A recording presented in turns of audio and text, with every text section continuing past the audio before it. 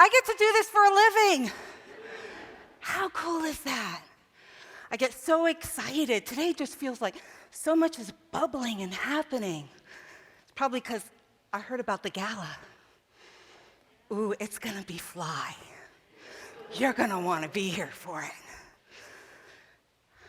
Shonda, Tammy, they came into the office. So what do you want to do for your installation? I'm like, oh, maybe just a potluck. What? There is no potluck. There is a full-blown gala. We're gonna get dressed up, some music, some dancing. I'm gonna be there. I wanna be there. That's good. That's a good thing. So today we're gonna talk about the good old days, right? The good old days is a cliche that we use in popular culture. It's reference to say, to a time in the past that we think was simpler, easier, better than the now moment. Better than the now moment. It's a form of nostalgia. As we reflect back, there's a kind of a homesickness that we have longing for that time. So we're going to look at what are our spiritual teachers talking about holding on to the past? What do they say about it? And also, what does that yearning for the past do for your own peace of mind? So how do we shift from the good old days to the wonder-filled new days? Because they're here. The good old days can be the recent past or it can be the distant past. And as some of you know, Graham and I have been full-time RVers. And our baby's in storage right now. I go to visit it about weekly. Just don't know why, but we go visit it weekly. What you may not know is that after 2 years, we were kind of in discernment about what's our next step. Do we stay on the road or do we settle down? And we started on the road August 4th. So every August 4th, Graham and I sit down in the evening and we talk. Do we continue on for another year? Do we not? And, you know, there are a lot of pluses about being on the road. I get to see the great USA, which is amazing. The mountains, the national parks, the Grand Canyon was just wow, right? The lakes, the oceans, the tropical beauty, you can ski, you can do whatever you want, all in this great USA. We get to meet a lot of people. We get to drive to the kind of weather that we like, which is right around 70s, and park. Yeah. You know, we don't have to mow the lawn. We don't have to shovel that snow, like I heard some of you had to do recently. Ooh. Snowpocalypse, I think that's what it was called, right? And Mother Nature is our backyard. Sounds idyllic, doesn't it? But, you know, there's some cons, too. So did I mention that we meet a lot of new people? Yeah, that went on that list, too. And when you park somewhere, you have to pay to park. And those lot fees are really, really expensive. And you get real up close and personal with dumping waste. Not one of my faves. Repairs are outrageous. Outrageous. And luxuries like washing machine, dryer, dishwasher, you know, to have those in your RV, they cost a fortune. They really do. And if there's a weather event, you could find yourself huddled in a concrete bathroom at a campsite. Yep, that happened to us. Me, Graham, folding chairs, 2 chihuahuas, chihuahua food, you know, all camped out there till the storm passed. So by the time of our second anniversary, guess what I was thinking? Ooh, wouldn't it be nice to be in a condo for 6 months? Yeah, you know, have a dishwasher, washing machine and dryer. Storm comes, just close the window. Don't worry about being blown away, right? Pretty nice. And, you know, when I flush the toilet, I don't have to worry about what happens next. That's pretty awesome. So, you know, I really felt like a break would be nice. And we were out during the California wildfires as well as during coronavirus. And, being out in that is not for the faint of heart. It's really a challenge. One of the challenges was that our space was 300 square feet, and the smoke was so thick, we were advised not to go outside for 2 weeks. I love him, but 2 weeks, 300 square feet. All right, so you get where I'm going with this. But I was also feeling that there was something calling me. There was this restlessness that I call divine discontent. Divine discontent is when Spirit is calling us for something greater, calling us to our next level of awakening, calling us to our life's purpose. And it's a niggling, it just does not go away. So you look around and on the surface, everything looks fine, it's normal, but you're seeing things differently. Everything looks and feels differently. And you know that a large change is coming, but you don't know what it looks like, you don't know when it's going to happen, you just know it's a-coming.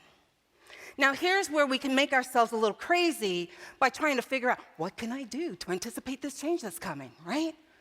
How can I make this change happen in a time frame that's acceptable for me? You've never done that, though, I'm sure. It's just me. I get that. And what happened, as you know, is Spirit and Unity Church of the Hills got together, and this whirlwind came in, and my life completely changed. And as a metaphysician, I've got to tell you, I'm pretty good at manifesting things.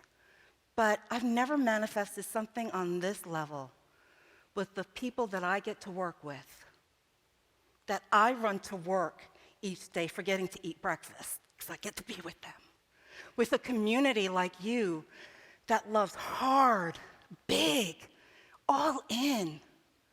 That's a gift that I cherish, and it's special, and not all Unity communities are like this. So here, what you have here is exceptionally rare and special.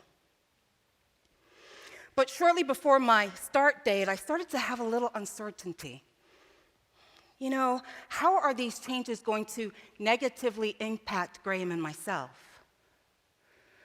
Suddenly, the bus that I was hoping to park somewhere became this most spacious vehicle, very cost-effective to live in. We should stay there. And I remember saying to Graham, I think I made a mistake. I don't think we should have rented that house that's really expensive. We should just have lived in the RV. And, my Graham's a huge gift to me. And he looks at me and he just repeats my words back to me. Oh, isn't that lovely? He reminded me about prosperity, right?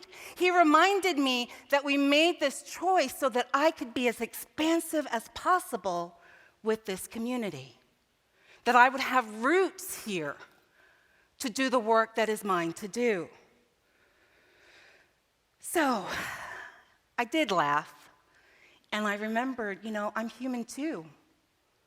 And it's human nature to resist change. It's just part of the human condition. So in this example that I'm sharing with you, it was my yearning for the recent past, right? The good old days of being in the RV and being on the road.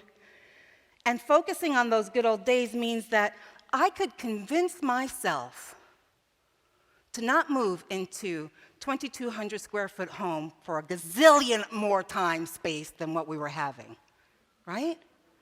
I could convince myself of that. And in that moment, I became aware that I needed to free myself up from this erroneous perception. And I had been working with a group called the Power of Eight group, and they are from Lynn McTaggart's book, The Power of Eight. And basically, it's about setting intentions, and the group holds those intentions with you and for you. And they helped me remember my power, and it shifted my focus, and they held the knowing that the next endeavor I have will go positively viral. So be prepared, because we are going positively viral, right? So why do I tell you this story? I tell you this story because, the good old days doesn't just happen to people, it also happens to spiritual communities. Now, you know what I'm saying. The new minister comes on board, and we are regaled with the stories of the good old days. The successes, the most successful events, the most successful ministers. Love Reverend Steve, but boy, have I heard a lot about Reverend Steve. And the most successful programs, right? We are bombarded by the stories of the good old days. And it's human nature to want your minister to see all the wonderful things that you've done, all the successes that you've had in the past. And it's also human nature for us to want to recreate those successes that we've had in the past. They worked back then, they should work now. But we're here to grow. And there's this author that I just love and adore, and his name is Paul Selig. He's an author and an intuitive, and he's written over 9 books channeling ascended teachers. Now, I can tell you in the past, if you said a channeled work, I'd be like, not interested. That's woo-woo. I'm not going there. And then I had to really reevaluate that belief because do you know every sacred text in any religion, guess what that is? Channeled work. It's all channeled work. So then what I needed to do was look at the specific channeled work. Is this speaking spiritual truths? If yes, then I can use it. And if not, I can bless it and release it. So this particular work is from the Book of Freedom of Paul Selig. And this is what the ascended teachers say.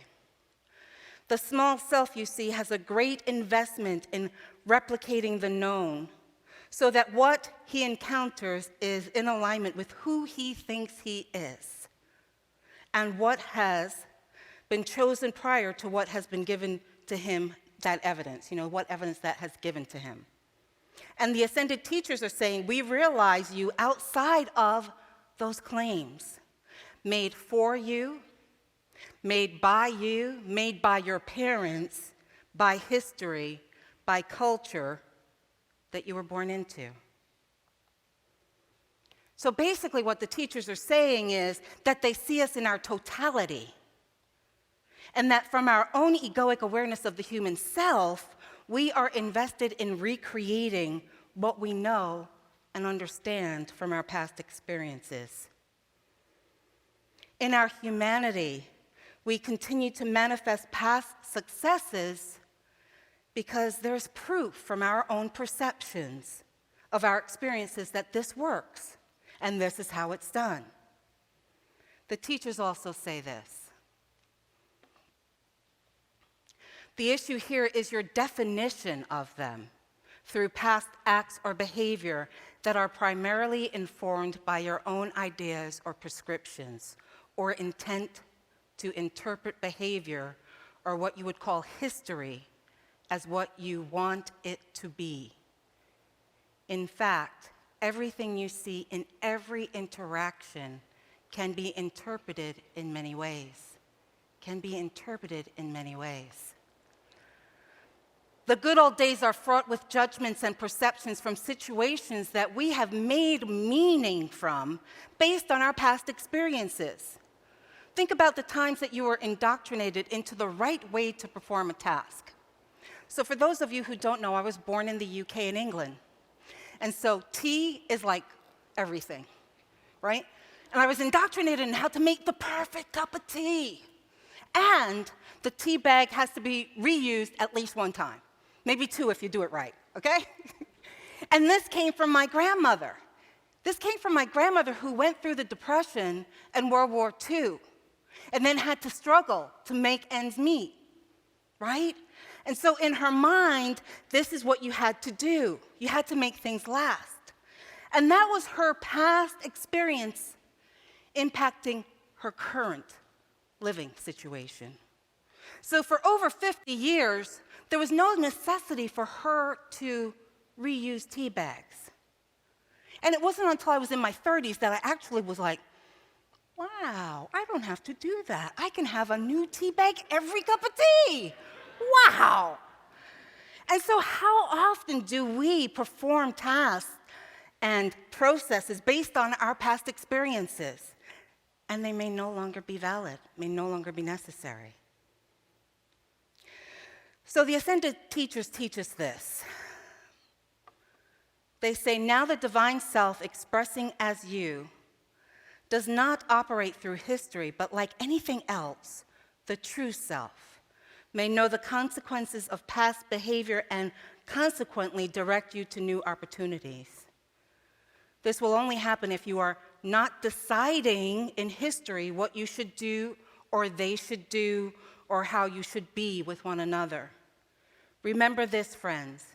Your interpretation of any event has been informed by you through the mirror that you hold, seeking to reflect what you want to see, or given the interpretation you assume it should be. So whatever the mirror says, whatever is reflected back to you, is actually claimed in some ways through a faulty lens born in history. Born in history. You see, we are being called to be our true selves, divine and human. And this means we are aware of the past while allowing for our divine nature to guide us to create from the realm of substance. And freedom comes from the now moment, making choices from love, not fear. Because when we make choices from fear, we constrict, right? We constrict that flow of energy. And we make choices from fear. We tend to have a specific way that it should look, what the outcomes should be. Fear calls us to stay in the past and bask in past successes or to worry about the future. Faith and love call us to create in the now. Making choices from faith is an expansion of energy. It is a claim that you know God is in the now with you, affirming you. True creation can only happen in this now moment. In this now moment, my friends. Another author that I really love is Eckhart Tolle. And in his book, The Power of Now, he says, break the old pattern of present moment denial and present moment resistance. Make it a practice to withdraw attention from the past and future whenever they are not needed. Step out of the time dimension as much as possible in everyday life. You see, fear of the unknown keeps us small. It keeps us looking at the small self. It keeps us looking at ways that we can replicate past successes. The ego is aligned to that, to those definitions of what we've labeled ourselves as. And here's what I'm asking you today. I'm asking you as a community to have faith in what we will create together today. I'm inviting you to start knowing that we can only create from the energy of faith and of love. And I'm suggesting that you release those fears that say your needs won't be met or that what you've had in the past is what you need today. I see this community. I see how special it is and how special you are. And I celebrate everything that you've done to get to this moment, to this moment. And what I'm asking for you to do is to let go of the past hurts, the past failures, the past regrets, even the past successes, and have faith in that we are now able to create anew.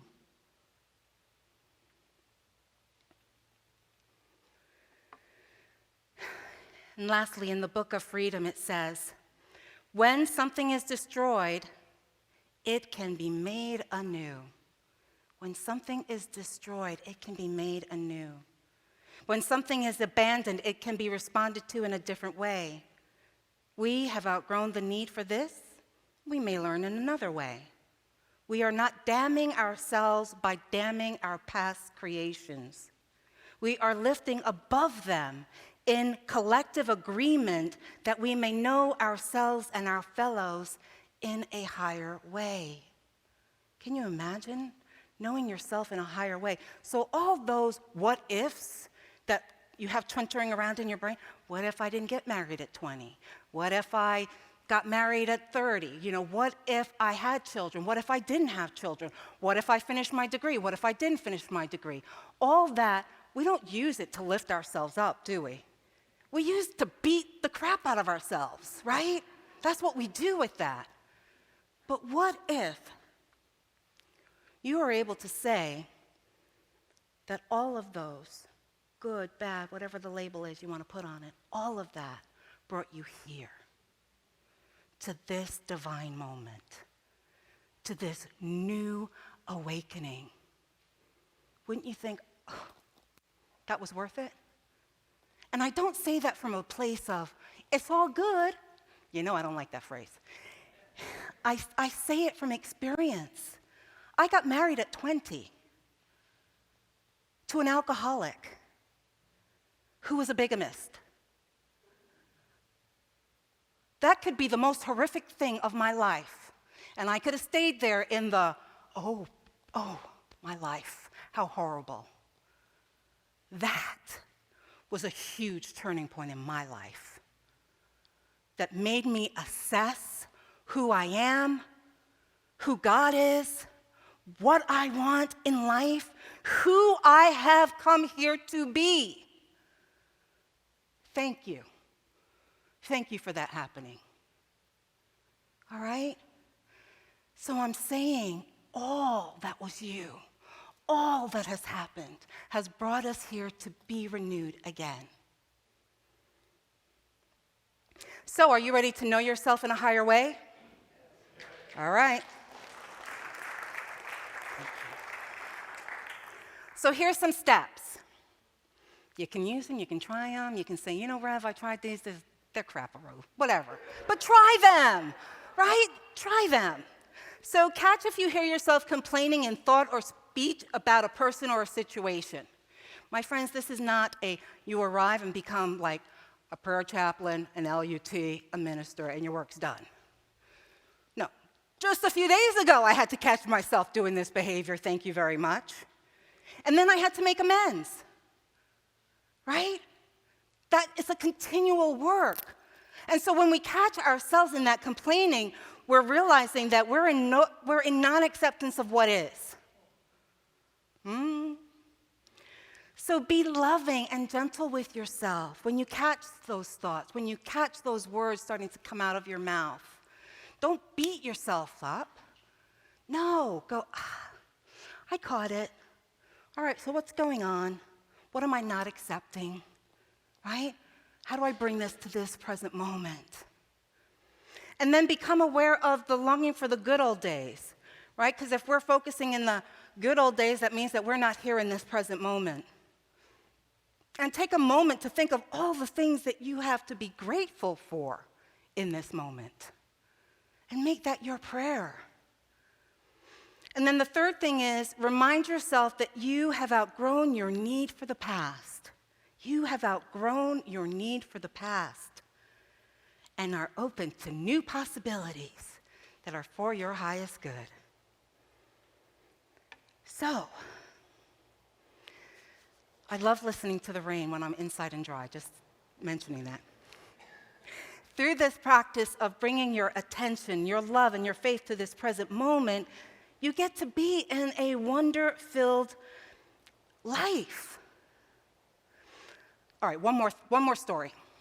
So on Friday night was volunteer night.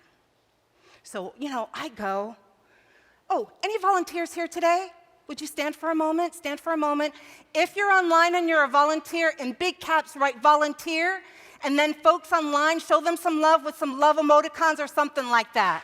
You rock! You rock! You rock! We can't do what we do without you.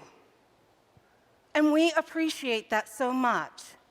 Now, those who organized that night, last night, stand as well.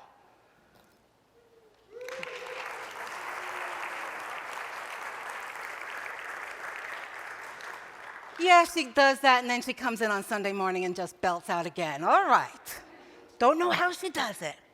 But it was so much fun. And you know what? I got to be the popcorn maker. And it wasn't like the blow thingies that you get at home. It was the thing with the hot thing on top, and you pour everything in, and you watch it pop, right? And it's coming. I've never used one of those before. Shut up. But so I was like in this moment of just joy, right? I was having such a blast.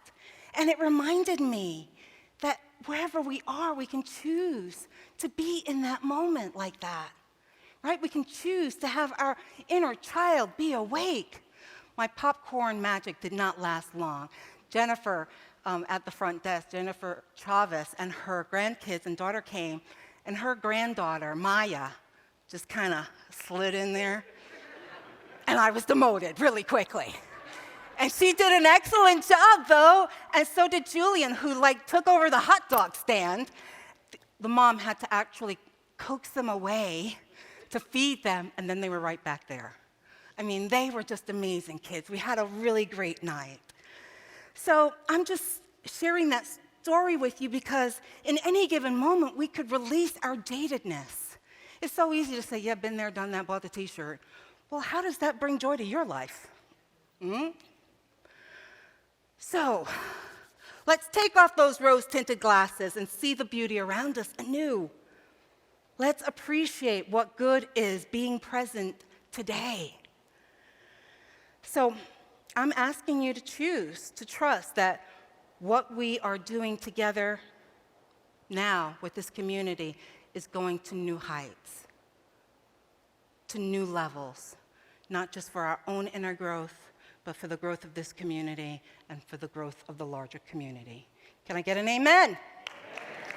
All right, thank you. Thank you. So, let's just take that nice deep breath in and exhale. And as you exhale, allow your body to align all the chakras. If you're able, put your feet on Mother Earth and let her ground you. As you embrace this time as your time, a time for acknowledging a new way of being, seeing change as the embodiment of the divine. Releasing change is hard, change is difficult. I don't like change. This isn't good for me. Releasing all of that. Bringing your energy to change is the divine. Take a nice deep breath and breathe into that. Follow your breath. And on the inhale, I want you to breathe in God or spirit or divinity. And on the exhale, I want you to breathe out, I am. Inhale, God is. Exhale, I am. God is. I am. God is. I am. And say that softly to yourself. As you activate by your thoughts, by your actions, by your consciousness, the truth of who you are, God expressing. Change expressing. God is, I am.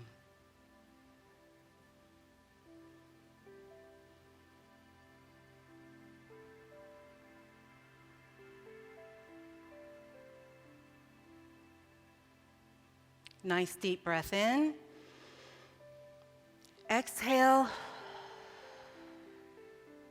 And feel the difference that reframing of change feels in your body. Change is divinity expressing. I am God expressing. Feel that. Anchor that. Another deep breath. Exhale. Feel the pews supporting you. Feel your feet on the ground. bring your awareness to this space. Flutter your eyes, open, and namaste.